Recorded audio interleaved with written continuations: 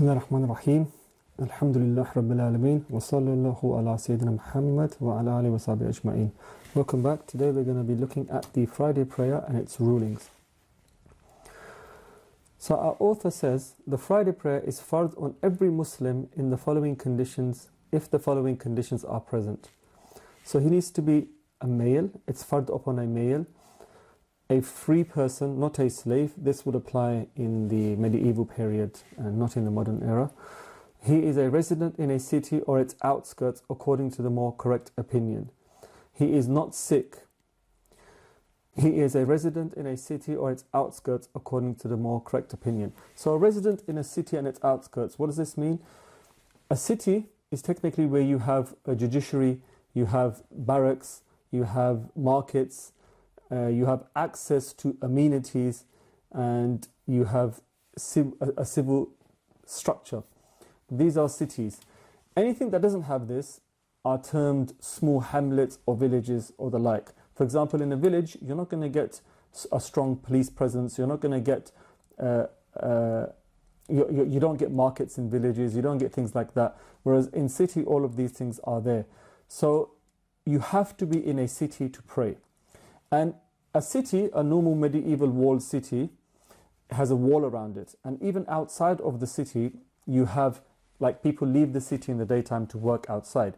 So for example, farmers may need to take their sheep outside of the city, right, into the paddocks and everything around the city. Certain crafts may need to leave the city to function more freely. You may need to slaughter animals outside the city, right? Certain najjars, carpenters, and may take their tools of the trade outside. They may chop wood from nearby and kind of chop them small, very near the city, then bring them in. All of this is technically considered the city. You may even get a village, right? You may get a village that is named another village, but it's in the area around the city. There are things happening that happen inside of a city in your area. You're surrounded by it. So even then, that is still considered part of the city. So in this instance, anything that is outside of the city but connected to the city, even if it happens to be a village that's in the vicinity of the overspill of the city, is considered, the ruling is the same ruling as applied to being in a city. He is not a sick person, so you must be healthy. And what's meant here is that nobody should be able, you do not need the help of somebody in order to get to the mosque for the Friday prayer. You should be able to do it by yourself. Or you're going to get more sick if you go to the mosque. He is safe from any oppressor. So if there's sedation outside on the streets, there's problems, there's anarchy, there's riots, or somebody is out to hunt for you, somebody's out to kill you, in this instance you don't need to go. He is not blind, unless has someone to take him, or he can get there by himself. So a blind person doesn't need to go to the mosque to pray Salatul Jumu'ah.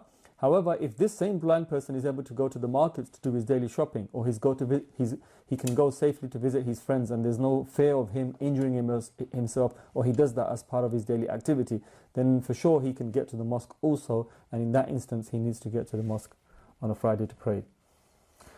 He is able to walk.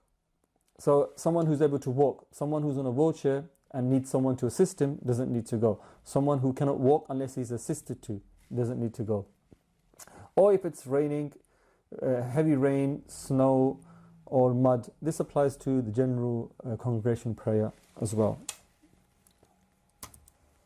So the conditions of its validity are the following. It is prayed within city limits or the outskirts around the city, which we just mentioned. It is led by the ruler or one appointed by him. So what the Imam means here is the Friday prayer it's a prestigious prayer, it's a big prayer. It's normally done in the Friday mosque. It's done in the biggest mosque in your town. If your town's small, you'll only have one Friday mosque, right? So people leave their own mosque and travel a bit further to go to the main mosque for Jumu'ah. Not every mosque hosts the Friday prayer. And in an instance like this, it can get problematic if one Imam wants to lead, another Imam wants to lead, and pride could get involved, bad feeling towards, resentment towards other Imams can get involved. So it's the job of the Amir, the Sultan, the Governor, the Khalifa, the King, to appoint an Imam for the Friday prayers. And normally in Muslim countries, even the the khutbahs are scripted, right? Because countries that don't have freedoms, they even script the khutbah and give it to them. They're authorized through the ministry that's responsible for this. And it's always checked. And then it's given on for the imams to read. So it's a chain of command. So if it's not the ruler who's doing it, then it would be the ministry who's responsible for it, and then the local governor in the area, and then the chain of command goes down, and they're all answerable back to the top.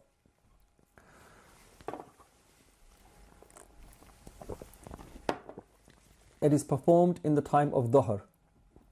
So if you perform the Jumu'ah before Dhuhr, obviously this is a replacement for the Friday prayer is a replacement for the Dhuhr prayer, so it cannot be performed before, and if it's performed afterwards, it's invalid. So if you were in the final sitting, you prayed your Jumu'ah late, and you were in your final sitting, and the time for Asr kicked in, and you did the tashahhud, but you never got to say salam. In this condition, your Jumu'ah is broken, the Jumu'ah is become null and void, and you pray the Dhuhr prayer, qada of the Dhuhr prayer. Then you'd pray your Asr prayer, because now you've totally missed your Jumu'ah prayer. So it needs to be prayed within the time of Dhuhr prayer. It is preceded by a sermon done intentionally also in the time of Dhuhr. The presence of at least one person to listen to the sermon, that person being amongst those by whom the Friday prayer may be performed. So a person who doesn't have to pray the Friday prayer, who would that be? Somebody who's a traveler, somebody who's blind, somebody who's sick, people who can't make it to the mosque for these reasons. If they do happen to make it to the mosque, then they can lead people who are, it's obligatory upon, these people can lead them in prayer also. Some of the books say that at least 3 people need to be present during the sermon, so it's better to have 3 people and the imam is the 4th person. It's safer to do that when you're praying the Friday prayer. There needs to be a general permission. So what this means is that you can't, it's not a closed club. It's not like where it's for your family only, for family members, or you're at work and it's in a closed office or something like this where it's only for yourselves. There needs to be a general permission that everybody can enter, and it's done publicly in the sense that it's an open Friday prayer where people are welcome to come and join, and they must come and join. If there's a Friday prayer in your area, it's obligatory upon you, you go and join. Unless there are safety issues, for example, you've got one mosque full to capacity, and to get any more person in there is problematic and dangerous, then obviously the guards would say, okay, nobody else can enter. This is the first prayer. After finishing the first prayer, we're going to have a second Jumu'ah in another hour and a half. You're welcome to join that. Otherwise, it's an openness, a general permissibility that everybody can enter. It's not a closed club, the Friday prayer. A congregation for the actual prayer, which is at least 3 men other than the imam, even if they are slaves or travelers or sick people. The condition is that they remain in the prayer with the imam until he performs the first sajda. That is, if they leave him alone, after he makes sajda, he completes the 2 units of the Friday prayer on his own. Otherwise, if they leave him before the sajda, the Friday prayer is broken and he would pray Dhuhr instead. Now, it's very rare that something like this would happen, but it's covered because it can happen. And where would this be applied? Let's say you've got the imam and then you've got 3 people. Those 3 people pray behind the imam. The imam manages to do his first sajda and one of them breaks his wudu and one of them leaves. Now the condition is to have 3 people, right? So one of them's left. Or the second one, the same thing happens, right? Or for some rare situation, all 3 of this happens too. So now the imam is on his own, right? If this happens and the imam gets his first sajda in, then if they leave, then the imam completes the prayer as if it's a Friday prayer and his Friday prayer is done. If, however, the people leave, right, before the first sajda, then the prayers become invalidated and the imam needs to basically pray Dhuhr now, and then there's no Jumu'ah because he doesn't have a congregation. Any area that has an amir and a judge carrying out the law and establishing the had, penal punishments, is considered a valid city for the private prayer. So as mentioned earlier, the definition of a city is where you have a legal system being imposed upon everybody. In the jungles, it's not. In the forests, in the mountains, in hamlets far away from civilization, you don't have the overarching arm of the government reaching. right? It's only in cities where you have civilization. A city is a place where you have civilization. You have everything you need. You don't need to go out from that city for anything. All your needs are met there. You can petition the government for something. They will respond to you. You can go to the police. You could go to the army. You could go to the judges. You could go to traders. This is what's known as a city. And obviously, the spillover outside the city is also considered part of the city. The minimum fard for a valid sermon is 1 tasbiha or tahliha. The sunnah is to perform 2 sermons with a sitting in between them in a state of purity while standing. So the minimum for the Jumu'ah prayer, for the sermon to be valid, is 1 tasbiha, to say Subhanallah. Tahliha would be La ilaha illallah. So if this was said, this is enough. But the sunnah practice is to perform a khutbah with a sitting in between. Now the khutbah does not need to be so long that it causes problems for people. It needs to be a reasonable length, and the sitting needs to be a very short time. Some say, I think it's the amount of 3 subhanallahs or 3 verses of the Quran. It is wajib to hasten to the Friday prayer before the first adhan, leaving any sort of distraction not related to preparations for the prayer. So in some countries, they have an adhan before the time of Dhuhr starts. This adhan is basically to inform people it's a Friday, so try to get ready for Friday and make your way to the mosques. But we're talking about here the adhan for the Friday prayer, and then you have a second adhan given. So when the first adhan for the Friday prayer goes, you should leave off. It becomes wajib for you now to leave everything and prepare for the mosque. So you leave off your trading, you leave off your buying and selling, you leave off your studying, you leave off university, everything that you're doing, you leave off, and you basically start to prepare for the mosque. When the imam emerges, rising to the minbar, one should not pray or speak. It is prohibitively disliked to eat, drink, fiddle around, or turn around during the sermon. It is also prohibitively disliked to leave the city after the idhan without having prayed the Friday prayer. So when the imam shows himself, and you can see he's stood up and he's moving towards the minbar, everything that you can't do within a prayer, anything that you can't do within a prayer, you can no longer do when the imam is doing his recitation. So which basically means that you sit, you listen to him, you don't speak, you don't command the good, forbid the evil, you don't reply to a salam, you don't start to have a debate with anybody, you basically just listen. You don't eat, you don't drink, you just listen. And it's prohibitively disliked to leave the city after the idhan without having prayed the Friday prayer. So once the adhan for the adhan for the Friday prayer goes, you read the Jumu'ah prayer. It's another 20 minutes, the khutbah will start, you pray the Jumu'ah prayer, and then you leave. Unless you're part of a caravan, that's not going to stop for you, and it'll be extreme difficulty for you in catching up to it by yourself. And in today's age, that would spill over into timetabled buses and aeroplanes and flights that are leaving. The Friday prayer takes the place of the Dhuhr prayer, even for one excused from attending, like a traveller or a sick person.